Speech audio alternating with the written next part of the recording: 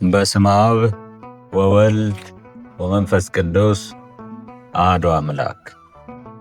በክርስቶስ ክርስቲያን፣ በወልድ ውሉድ፣ በመንፈስ ቅዱስ መንፈሳውያን የተሰኛችሁ የተከበራችሁ የልዑል እግዚአብሔር ቤተሰቦች፣ የእናታችን የቅድስት ድንግል ማርያም የአስራት ያደራ ልጆች፣ የቅዱሳን መላእክት፣ የቅዱሳን ጻድቃንና የቅዱሳን ሰማዕታት ወዳጆች በያላችሁበት የሰዓት አቆጣጠር እንደምን አደራችሁ፣ እንደምን ዋላችሁ፣ እንደምን አመሻችሁ። አሜን። ሳይገባን በምሕረቱና በቸርነቱ ጠብቆ ለዚህ ሰዓት ያደረሰን የሰራዊት ጌታ ልዑል እግዚአብሔር የተመሰገነ ይሁን። የተወደዳችሁ የባህራን ሚዲያ ቤተሰቦች፣ ይህ ዝግጅት ለበርካታ የተዋሕዶ ልጆች ተደራሽ እንዲሆን ቪዲዮውን ላይክ፣ ኮሜንት እና ሼር በማድረግ ማዳመጥ እንድትጀምሩ በአክብሮት እንጠይቃችኋለን። እንዲሁም ለዚህ ቻናል አዲስ የሆናችሁ የተወደዳችሁ የተዋሕዶ ልጆች ቻናላችን ሰብስክራይብ በማድረግና የደወል ምልክቱን በመጫን ማዳመጥ እንድትጀምሩ በአክብሮት እንጠይቃችኋለን። እንኳን ለአጋዕዝተ ዓለም ሥላሴ ወርኃዊ ክብረ በዓል በሰላም አደረሳችሁ። በስመ አብ ወወልድ ወመንፈስ ቅዱስ አሐዱ አምላክ። ሰይፈ መለኮት። አንድ አምላክ በሚሆን በአብ በወልድ በመንፈስ ቅዱስ ስም አምነን በክብር ከፍ ከፍ የሚል እግዚአብሔር እናመሰግነዋለን። እግዚአብሔር በጌትነቱ ምስጋና ገንዘቡ ነው። ያለ ትላንት ቀዳማዊ፣ ያለ ነገ ዳህራዊ ዘመን የማይቆጠርለት ከዘመናት በፊት የነበረ ፍጥረታትን ሁሉ ያለ ድካም የፈጠረ የቸርነቱ ባሕረ ምሕረት የማይለካ ቅድመ ዓለም የነበረ እሱ ለዘላለሙ ይኖራል። እግዚአብሔር በጌትነቱ የተመሰገነ ነው። በአካል ሦስት ሲሆን በመለኮት ግን አንድ ነው። ሊያዩት የማይቻል እሳት፣ ሊዳስሱት የማይቻል የኃይል መንፈስ ነው። ኃያላን ሊቋቋሙት የማይቻላቸው የማይሾሙት ንጉሥ እንደ መለኮትነቱ አምላካችን፣ እንደ ቸርነቱ አባታችን ነው። በሰውና በመላእክት ዘንድ በአንዲት ስግደት ይሰገድለታል። ለእሱ ክብር ምስጋና ይገባል ለዘላለሙ አሜን። እግዚአብሔር በገናንነቱ ታላቅ ነው። ሦስት ስም አንድ እግዚአብሔር ሰማይና ምድርን በቃሉ የፈጠረ፣ ፀሐይን በቀን ጨረቃንና ከዋክብትን በሌሊት ያሰለጠነ እሱ ከሃሊ ነው። እግዚአብሔር በቅድስናው የተቀደሰ ነው። ሦስት አካል አንድ ባሕሪ ነው። ለአነዋወሩ ጥንት ወይም ፍጻሜ የለውም። ለዘመኑ ስፍር ቁጥር የለውም። የማያበድሩት ባለጸጋ ነው። የጥበበኞችን ምክር የሚያጠፋ ጥበበኛ ነው። ኃያላን የማይነሱበት ጽኑ ነው። የትዕቢተኞችን ክንድ የሚያደቅ ኃያል ነው። አንደበት ሁሉ ለእሱ ይገዛል። በሰማይም ቢሆን በምድር የሚመስለውና የሚተካከለው የለም። እሱ ብቻ ኃይልና ሥልጣን በእጁ የተያዘ አምላክ ነው እንጂ ለዘላለሙ አሜን። የሕያው እግዚአብሔር ልጅ ከድንግል ማርያም ከሥጋዋ ሥጋ ከነፍሷ ነፍስ ነስተህ ሰው የሆንክ ጌታ ኢየሱስ ክርስቶስ ሆይ በዚች በዛሬይቱ ዕለት ወደ እኔ ና። ጌታ ኢየሱስ ክርስቶስ ሆይ መጥተህ እርዳኝ፣ አድነኝም፣ ኀጢአቴንም ሁሉ አስተሰርይልኝ። የሚያስደነግጥ መለኮታዊ መብረቅ፣ የተንቦገቦገ መለኮታዊ ፍም፣ ተወርዋሪ መለኮታዊ ቀስት፣ የሚያቃጥል መለኮታዊ እሳት፣ የሚያበራ መለኮታዊ ፋና፣ አንጸባራቂ መለኮታዊ ፀሐይ፣ ክቡድ የሆነ እብነ መለኮት የሚያንቀጠቅጥ መለኮታዊ ግርማ፣ የሚንቦገቦግ መለኮታዊ ነበልባል፣ ያማረ መለኮታዊ ጋሻ፣ ስኩረ ኃይል መለኮታዊ ጦር፣ የሚያቃጥል መለኮታዊ ግለት፣ አሸናፊ መለኮታዊ ይዘዝ፣ የረቀቀ መለኮታዊ ሥልጣን ወይም ኃይል፣ መለኮታዊ ብልጭልጭታና ነጸብራቅ፣ የሚያበራ መለኮታዊ የብርሃን ጸዳል፣ የተሳለ መለኮታዊ ሰይፍ፣ የሚያስፈራ መለኮታዊ ቃል፣ አስደናቂ መለኮታዊ ነበልባል፣ የሚያበራ መለኮታዊ ወርቅ፣ ንጹሕ መለኮታዊ ባሕሪ፣ በሊ መለኮታዊ ምሳር፣ ምጡቅ መለኮታዊ ተራራ ተነጣጣሪ፣ መለኮታዊ ቀስት፣ ትኩስ መለኮታዊ ቀስት፣ ትኩስ መለኮታዊ ሙቀትና ነበልባል፣ ነበልባሉን ያስረዘመ መለኮታዊ እሳት፣ አሸናፊ መለኮታዊ ኃይል፣ ገዥነት ያለው መለኮታዊ ገናንነት፣ የአድማስ ስፋት ያለው መለኮታዊ ብርሃን፣ በእሳት የተከበበ መለኮታዊ ዙፋን፣ እውነት በእውነት ለዘላለሙ አሜን። ሰይጣንን ቀጥቅጦ ያጠፋው ጽኑ በትር እርሱ ኢየሱስ ክርስቶስ ነው። በመስቀል ላይ ሳለ የገሃነመ እሳትን ጠባቂ ጭፍሮች አስደነገጣቸው። እርሱ ኢየሱስ ክርስቶስ ነው። ጨለማን አስወግዶ በዓለሙ ሁሉ ላይ ያበራ እውነተኛው ብርሃን እርሱ ኢየሱስ ክርስቶስ ነው። በጠላት የማይፈርስ ጽኑ አዳራሽና ለወገኖቹም መጠጊያ የሚሆናቸው የሕይወት ግድግዳ እርሱ ኢየሱስ ክርስቶስ ነው። ቀንዶቹ 7 ዓይኖቹም 7 ራሶቹ 10 የሆኑ ለመሥዋዕት የቀረበና ወይም የተዘጋጀ እርሱ ኢየሱስ ክርስቶስ ነው። ሰማያዊ ሙሽራ በቀራንዮ አደባባይ ላይ ስለ ቤተ ክርስቲያን የተሞሸረ የተሰቀለ እርሱ ኢየሱስ ክርስቶስ ነው። በዕለተ ዓርብ በመስቀል ላይ መዓዛው የጣፈጠ ንጹሕ መሥዋዕት ሆኖ የቀረበ እርሱ ኢየሱስ ክርስቶስ ነው።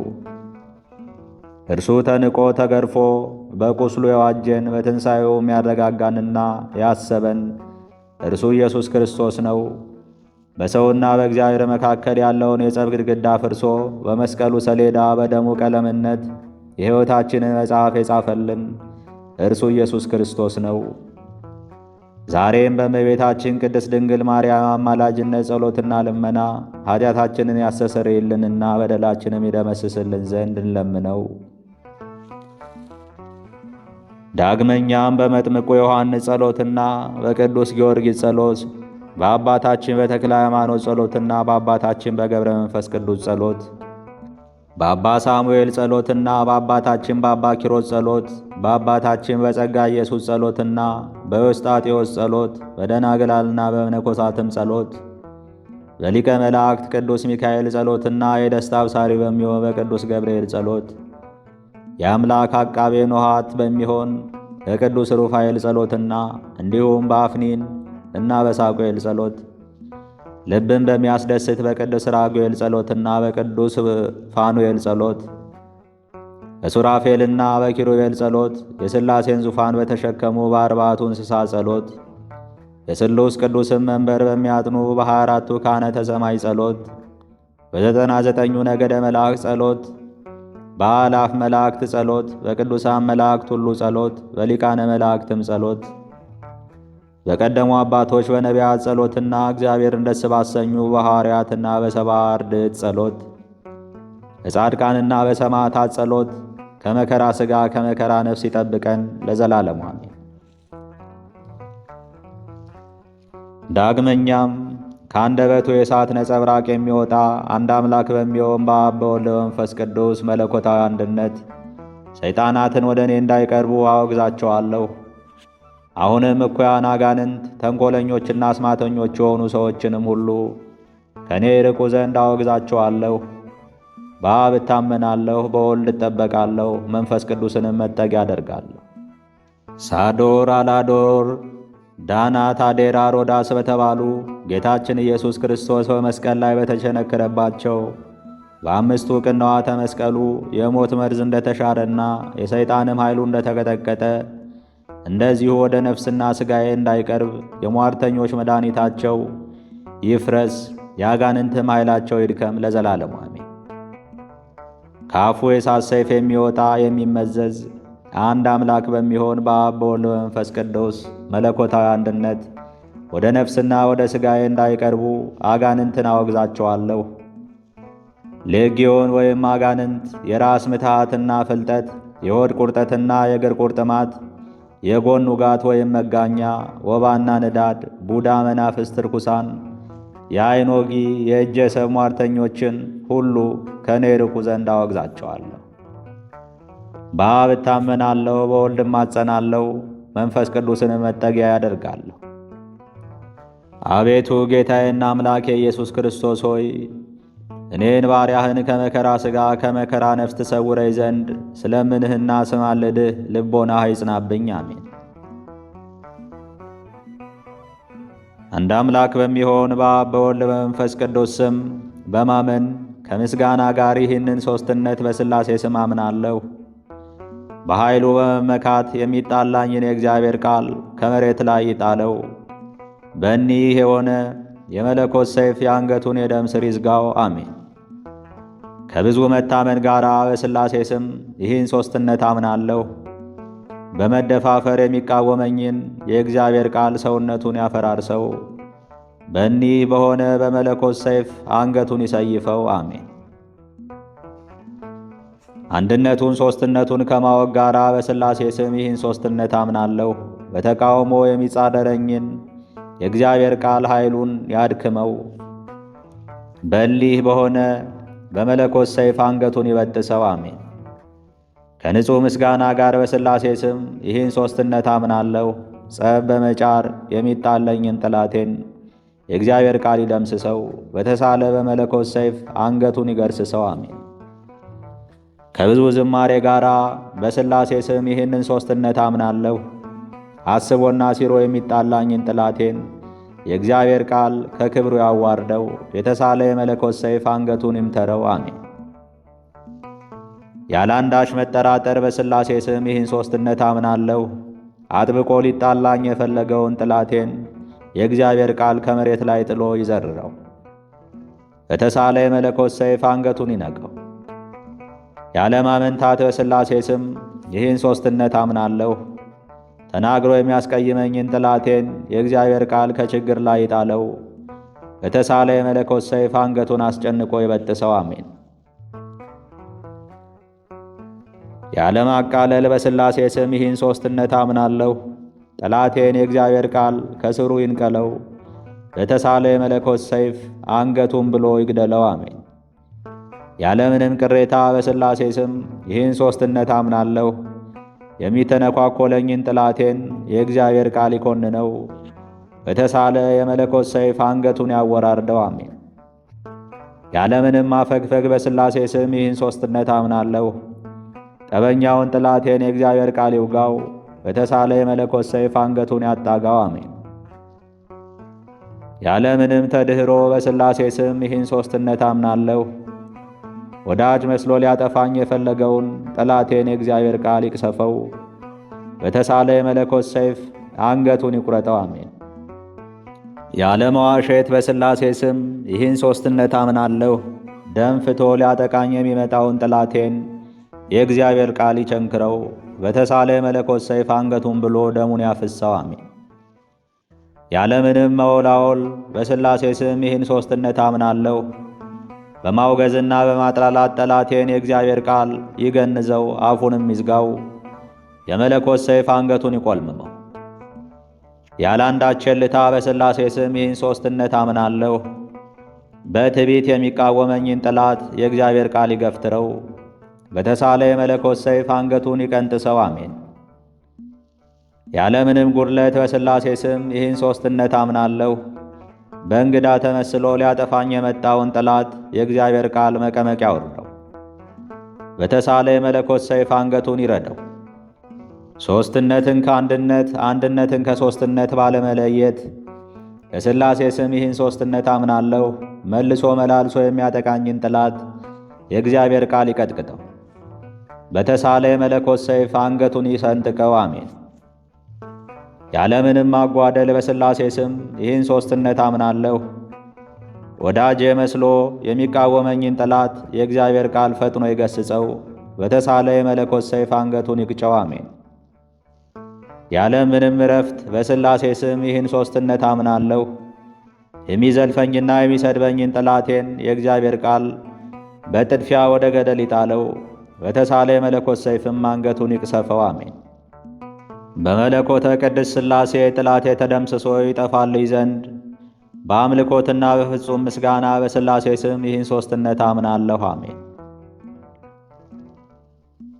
በአብ ስም አመልካለሁ፣ በወልድ ስም እታመናለሁ፣ በመንፈስ ቅዱስም እባረካለሁ። በጉልበቴ ተንበርክኬ እየሰገድኩ ከሁሉ በላይ የሆነ አምላክ አንድ እግዚአብሔር ነው። በመለኮት የኀጢአትን እሾክና ርዝራዡን የሚያቃጥል ከብርቱ ጠላት ወይም ተኩላ ጽንዕት በሆነች ኃይሉ የሚያድን እሱ ነው። ጊዜና ዘመን ያልተቀደማቸው አንድ አምላክ በሚሆኑ በአብ በወልድ በመንፈስ ቅዱስ ስም አምናለሁ እታመናለሁ። የማይከፋፈል 3 ገጽ፣ አንድ አመለካከት፣ አንድ አምሳል፣ ብሩካነ ቃል ሥላሴ በአንድነት በሦስትነት ለዘላለም ይኖራል። ወልድ ዋሕድ እግዚአብሔር በሁሉ ዘንድ በአካሉ ምሉዕ በሚሆንና ቅድመ ዓለም የነበረ ለዘላለምን በሚኖር በእሱ ስም አምናለሁ። አሜን። እንቅልፍ ድካም የሌለባቸው ትጉሃን የሰማይ መላእክት አቤቱ አሸናፊ እግዚአብሔር የጌትነትህ ምስጋና በሰማይና በምድር የመላ በመሆኑ ቅዱስ ቅዱስ ቅዱስ እየተባልክ ትመሰገናለህ እያሉ ይማልዱሃል። አቤቱ ጌታዬና አምላኬ ኢየሱስ ክርስቶስ ሆይ በዚህ መለኮታዊ መጽሐፈ ሰይፈ መለኮት እኔም ባሪያህን ከመከራ ሥጋ ከመከራ ነፍስ ጠብቀኝ ለዘላለሙ አሜን ወአሜን። ይሁን ይሁን። አባታችን ሆይ በሰማያት የምትኖር ስምህ ይቀደስ፣ መንግሥትህም ትምጣ፣ ፈቃድህ በሰማይ እንደሆነች እንዲሁም በምድር ትሁን። የዕለት እንጀራችን ስጠን ዛሬ፣ በደላችንም ይቅር በለን እኛም የበደሉንን ይቅር እንደምንል። አቤቱ ወደ ፈተናም አታግባን ከክፉ ሁሉ አድነን እንጂ መንግሥት ያንተ ናትና ኃይል፣ ክብር፣ ምስጋና ለዘላለሙ አሜን። እመቤቴ ማርያም ሆይ በመልአኩ በቅዱስ ገብርኤል ሰላምታ ሰላም እልሻለሁ። በሐሳብሽ ድንግል ነሽ፣ በሥጋሽም ድንግል ነሽ። የአሸናፊ እግዚአብሔር እናት ሆይ ሰላምታ ላንቺ ይገባል።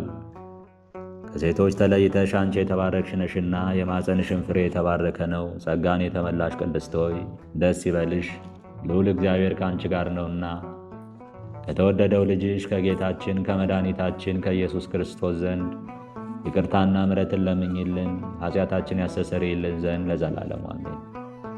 ምስጋና ይሁን አንድ አምላክ ለሚሆን ለአብ ለወልድ ለመንፈስ ቅዱስ እስከ ዘላለሙ ድረስ አሜን።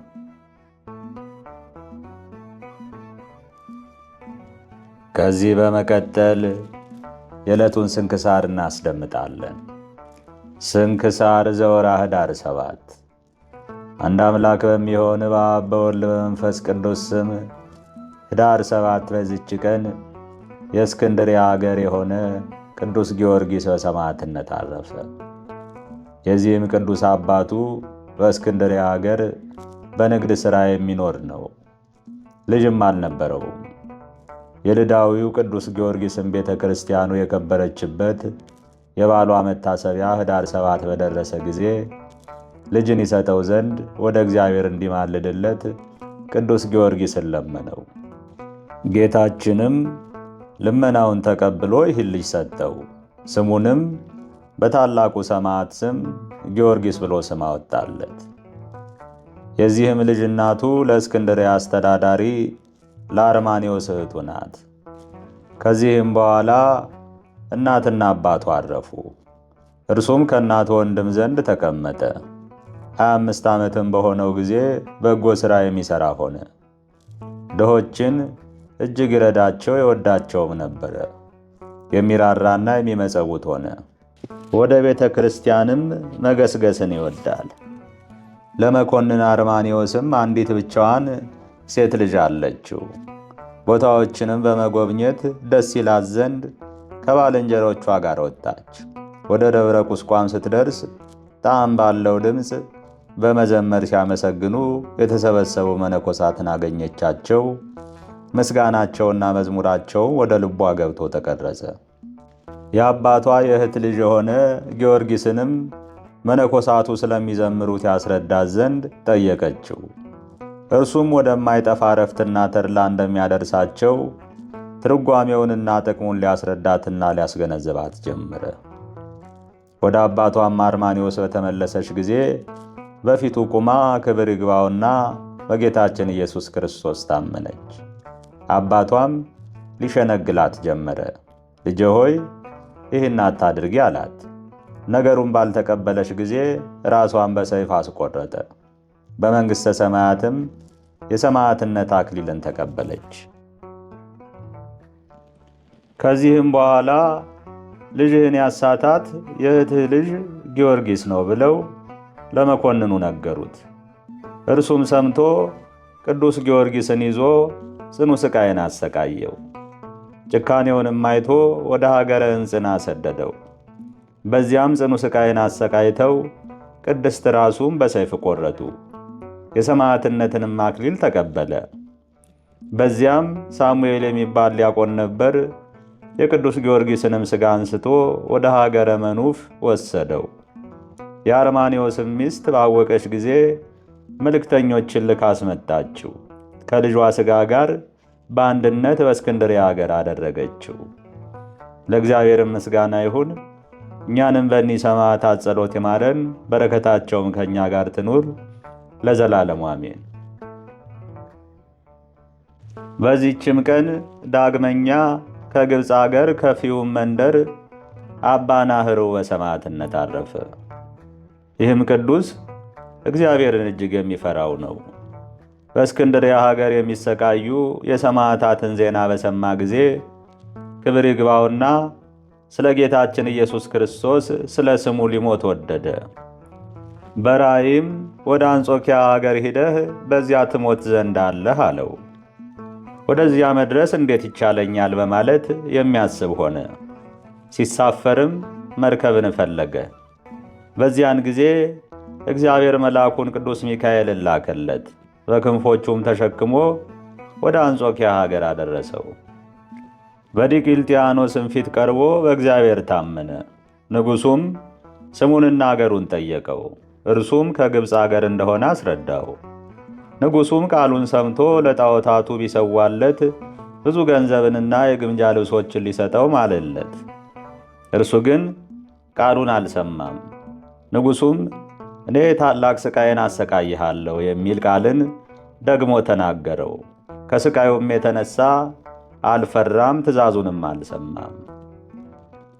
ከዚህም በኋላ ቅዱስ ናህሩን በብዙ ዓይነት ሥቃይ እንዲያሰቃዩት ንጉሡ አዘዘ። አንድ ጊዜ ለአንበሶች ጣሉት፣ አልነከሱትም። አንድ ጊዜ ከእሳት ጨመሩት፣ አልተቃጠለም። ሌላ ጊዜም በወጨት ቀቀሉት።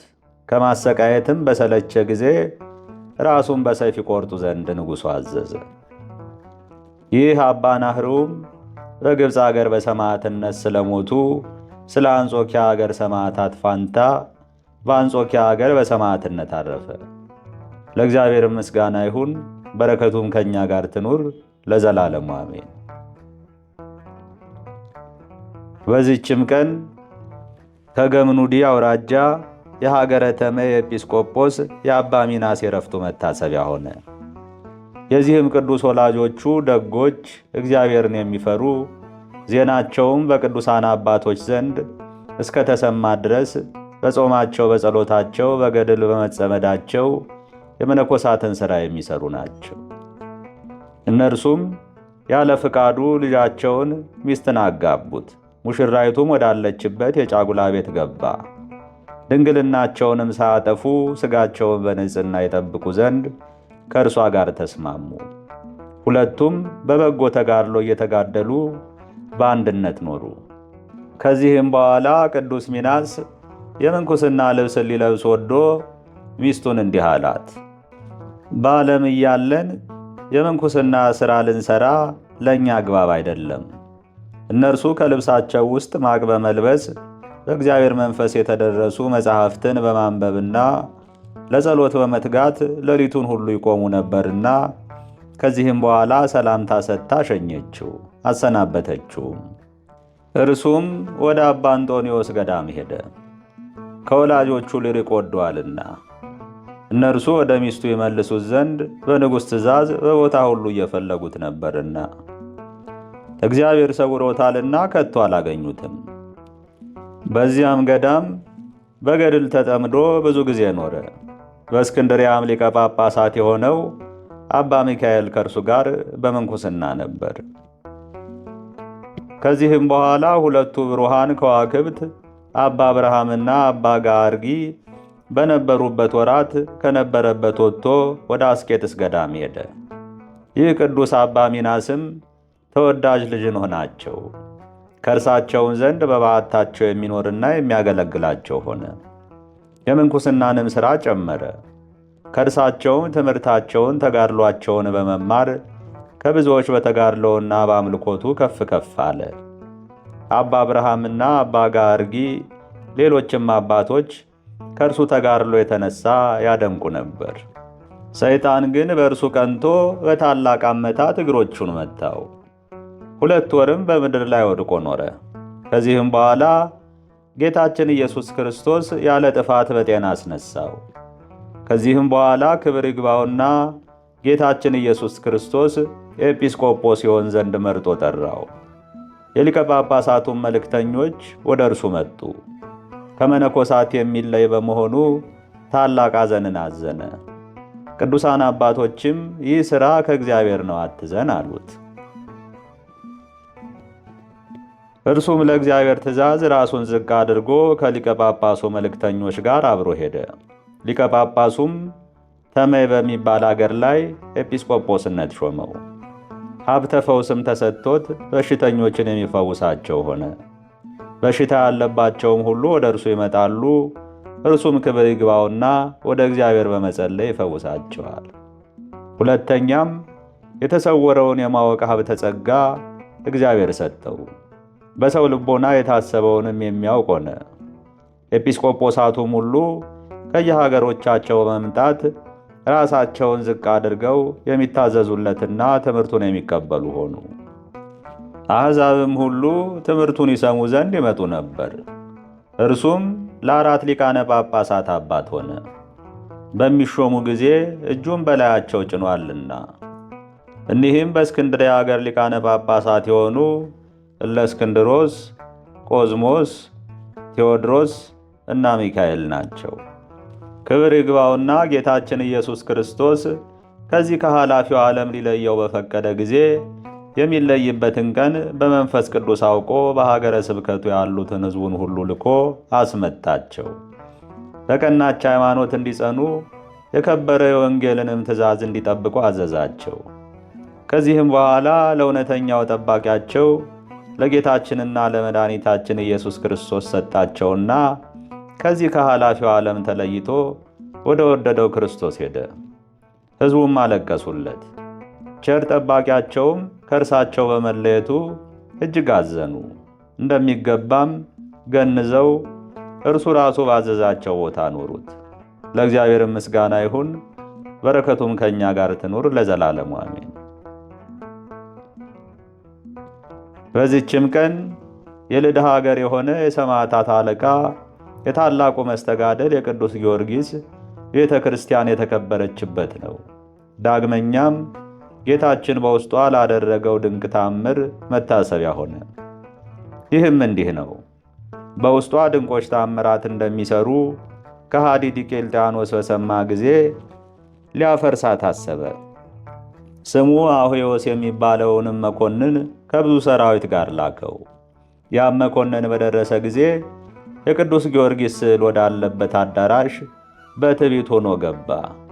በስዕሉም ፊት በብርጭቆ መቅረዝ መብራት ነበረ። በቤተ ክርስቲያኑትና በቅዱስ ጊዮርጊስ ላይ እየዘበተ በእጁ በያዘው በትር የመብራቱን መቅረዝ መጥቶ ሰበረው። የመቅረዙም ስባሪ ወደ ከሃዲው ራስ ደርሶ መታው። ራሱንም ታመመ። ፍርሃትና እንቅጥቅጥም መጣበት። ወድቆም ተዘረረ። ባልንጀሮቹም ወደ አገሩ ሊወስዱት ተሸከሙት። በክፉ አሟሟትም ተጎሳቁሎ ሞተ። ወስደውም ከባህር ጣሉት። ወገኖቹም ወደ ሀገራቸው አፍረው ተመለሱ። ከሃዲ ዲቄልጥያኖስም ይህን በሰማ ጊዜ እጅግ ተቆጣ። በልዳ ሀገር ያለች የቅዱስ ጊዮርጊስን ቤተ ክርስቲያን ያፈርሳት ዘንድ ራሱ ተነስቶ ሄደ። በዚያንም ጊዜ ከእግዚአብሔር የታዘዘ መልአክ መታው። 7 ዓመት ያህልም ዓይኖቹ ታውረው አእምሮውንም አጥቶ ቁራሽ እንጀራም እየለመነ ኑሮ ሞተ። ክብር ይግባውና ጌታችንም የቤተ መንግሥቱን ሰዎች አስነሳበት። እርሱን አስወግደው ጻድቅ ሰው ቆስጤንጥኖስን በእግዚአብሔር ፍቃድ አነገሱት። እርሱም በአዋጅ የጣዖታት ቤቶችን ዘግቶ አብያተ ክርስቲያናትን ከፈተ። ለክርስቲያን ወገኖችም በሁሉም ዓለም ተድላ ደስታ ሆነ። ለእግዚአብሔርም ምስጋና ይሁን። እኛንም በቅዱስ ጊዮርጊስ ጸሎት ይማረን፣ በረከቱም ከእኛ ጋር ትኑር ለዘላለሙ አሜን። በዚህችም ቀን ቅዱሳን ዞኖዊስና እናቱ ዘኖቢያ በሰማዕትነት አረፉ። እኒህም ቅዱሳን ተበይስ ከምትባል አገር ከታላላቆቿ ናቸው። እነርሱ ክርስቲያን እንደሆኑ በንጉሥ ዘንድ ወነጀሏቸው። ንጉሥም ወደ እርሱ እንዲያቀርቧቸው አዘዘና ሲቀርቡ እንዲህ አላቸው፣ የምትጠበቁት ከምንድን ነው? አገራችሁስ ወዴት ነው? እነርሱም እንዲህ ብለው መለሱለት፣ እኛ ጣዖታትን ከማምለክ እንጠበቃለን። እምነታችንም በክርስቶስ ነው። ሀገራችንም ተበይስ ይባላል። መኮንኑም ለአማልክት ሰዋ አላቸው። ቅዱሳንም እኛ ለኢየሱስ ክርስቶስ እንሰዋለን እንጂ ለጣዖታት አንሰዋም አሉት። መኮንኑም ተቆጣ። ልብሳቸውንም ገፈው በራሳቸው ጠጉር ሰቅለው ይደበድቧቸው ዘንድ አዘዘ። ወደ እግዚአብሔርም ጸለዩ።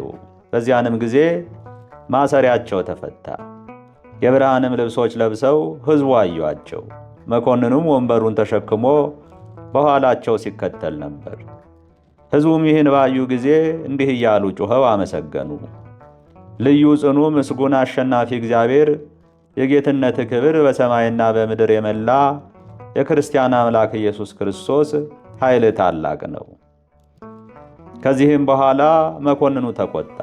እርስ በርሳቸው እንዲተያዩ አድርገው በሁለት መስቀሎች እንዲሰቅሏቸው አዘዘ። ያን ጊዜም ደመና መጥቶ ጋረዳቸው። በማግስቱም የእግዚአብሔርን ቃል ሲያስተምሩ መኮንኑ አገኛቸው። ሕዝቡም አይተው እኛ በክርስቲያኖች አምላክ እናምናለን፣ እርሱ ታላቅ ነውና እያሉ በአንድ ቃል ጮኹ። ሁለተኛም እንዲህ ብሎ አዘዘ፣ ሁለት ወንበሮችን እንዲሰሩ በውስጣቸውም ብረቶቹን እንዲተክሉ እኒህንም ቅዱሳን በላዩ አስተኝተው ከእሳት ምድጃ ውስጥ እንዲጨምሯቸው አዘዘ። ጌታችን ኢየሱስም አዳናቸው። በእነዚያ ወንበሮችም ላይ ተቀምጠው ሕዝቡን ሲያስተምሩ አገኛቸው። መኮንኑም ባየ ጊዜ ቁጣን ተመላ። ቁመቱና ጎኑ 20 ክንድ የሆነ ጉድጓድን ቆፍረው እሳትን እንዲያነዱበትና በውስጡ እንዲጨምሯቸው አዘዘ። ወደ እግዚአብሔርም በጸለዩ ጊዜ ያ እሳት ጠፋ። ጉድጓዱም እንደተሸለመ ቤት ሆነላቸው። መኮንኑም የወሸባ ቤት ጠባቂውን ጠርቶ እሳትን እንዲያነድ አዘዘው። ቅዱሳኑንም ከውስጡ እንዲጨምሯቸው። ወደ እግዚአብሔርም በጸለዩ ጊዜ የወሸባ ቤቱ ውሃ ሆነ። መኮንኑም ውሃ የተመላበትን ጋን ተሸክሞ ነበር። ይህንንም ድንቅ ሥራ ሕዝቡ ባዩ ጊዜ እግዚአብሔር በቅዱሳኑ ላይ የሚሠራው ሥራ የተደነቀ ነው እያሉ እግዚአብሔርን አመሰገኑት። መኮንኑም ምን እንደሚያደርጋቸው በተቸገረ ጊዜ እንዲገድሏቸውና እስከ ነገ ድረስ በድናቸውን ጠብቀው በእሳት እንዲያቃጥሏቸው በንፋስም ውስጥ እንዲበትኗቸው አዘዘ። በገደሏቸውም ጊዜ ነጎድጓድ፣ መብረቅ፣ ንውጽውጽታና ዝናብም ሆነ። በዚያ ንውጽውጽታም ብዙዎች 54 ያህል ሰዎች ሞቱ። በሌሊትም ምዕመናን መጥተው በስውር ሥጋቸውን ወስደው ቀበሯቸው። በማግስቱም መኮንኑ በድናቸውን በፈለገ ጊዜ የሆነውን ሁሉ ታምር ነገሩት። ያም መኮንን አደነቀ። በጌታችንም አምኖ ክርስቲያን ሆነ። ለእግዚአብሔር ምስጋና ይሁን፣ በረከታቸውን ከእኛ ጋር ትኑር ለዘላለሙ አሜን። በዚህችም ቀን ቅዱሳን ሐዲስ መርቆሬዎስና ወንድሙ ዮሐንስ በሰማዕትነት አረፉ። እነዚህ ቅዱሳን እግዚአብሔርን ለሚፈሩና ለሚያመልኩ ክርስቲያኖች ሰዎች ልጆች ናቸው። የታላቁም ስሙ መናሂ ነበር። የምንኩስና ልብስ በለበሰ ጊዜ መርቆሬዎስ ብለው ሰየሙት። የታናሹም ስሙ አቡ ፈረዥ ነበር። እርሱንም በሚመነኩስ ጊዜ ዮሐንስ ብለው ሰየሙት። ባደጉም ጊዜ ወደ ሊቀ ሰራዊት ቅዱስ ቴዎድሮስ ገዳም ሄዱ። በዚያም እግዚአብሔርን ለሚያገለግል አረጋዊ ጻድቅ ሰው የሚታዘዙ ሆነው ኖሩ። ለገዳሙ በሚያሻው ሥራ መነኮሳቱንም በማገልገል የክረምቱን ቅዝቃዜና የበጋ ቃጠሎ ታግሰው የምድሩን ፍሬዎች የሚሰበስቡና ወደዚያች ገዳም የሚያመጡ ሆኑ። ለራሳቸው ግን በዓለም ውስጥ ምንም ጥሪት አላደረጉም። ዳግመኛም በዓለም ውስጥ ጣዕም ካላቸው ከመብል ከመጠጥ ከእንቅልፍ የራቁ ናቸው። በየ2 እና በየ3 ቀን ይጾማሉ። ዳግመኛም በቅብጢና በአረብ ቋንቋ ጽሕፈት ተማሩ። የምንኩስናንም ሕግና ሥርዓት ፈጸሙ። በአንዲት ቀንም በአንድነት እያሉ ከእግዚአብሔር የታዘዘ መልአክ ወደ እነርሳቸው መጥቶ እነርሱ ወደ ምስክርነት አደባባይ እንደሚደርሱ ነገራቸው። ያን ጊዜ ደስ አላቸው፣ በመንፈስ ቅዱስም በረቱ። ተነስተውም በችኮላ ተጉዘው ወደ አገራቸው ደረሱ። የአገራቸውም ሰዎች በአገሩ ገዢ ዘንድ ወነጀሏቸው። እርሱም ለብህንሳው ገዢ አሳልፎ ሰጣቸው። እርሱም በውኑ እናንተ ጣዖትን የምታመልኩ ናችሁን ብሎ ጠየቃቸው። ቅዱሳን ግን ይህ በእኛ የሚነገር አይደለም፣ እኛ በግልጥ ክርስቲያን የሆን የረከሱ ጣዖታትን የማናመልክ ነን፣ እውነተኛውን አምላክ ጌታችን ኢየሱስ ክርስቶስን እናመልከዋለን እንጂ አሉት። መኮንኑም ይህን በሰማ ጊዜ ቁጣን ተመላ። በአንገቶቻቸውም ሰንሰለት አስገብተው ከተማውን ሁሉ አዙረው ከዚያ በኋላ በወህኒ ቤት እንዲያስሯቸው አዘዘ። በዚያም ሳሉ የእግዚአብሔር መልአክ ብዙ ጊዜ የሚጎበኛቸው ሆነ። ከ5 ወር በኋላ መኮንኑ ከእስር ቤት አውጥቶ በፊቱ አቆማቸው። ሃይማኖታችሁን ተው አላቸው። አይሆንም ባሉት ጊዜ ሥጋችሁን በእሳት አቃጥላለሁ ብሎ አስፈራራቸው። እነርሱ ግን ምንም አልፈሩትም። የልባቸውን ጥንክርና አይቶ ወደ ወህኒ ቤት መለሳቸው። ከብዙ ወራት በኋላ ሌላ መኮንን መጣ።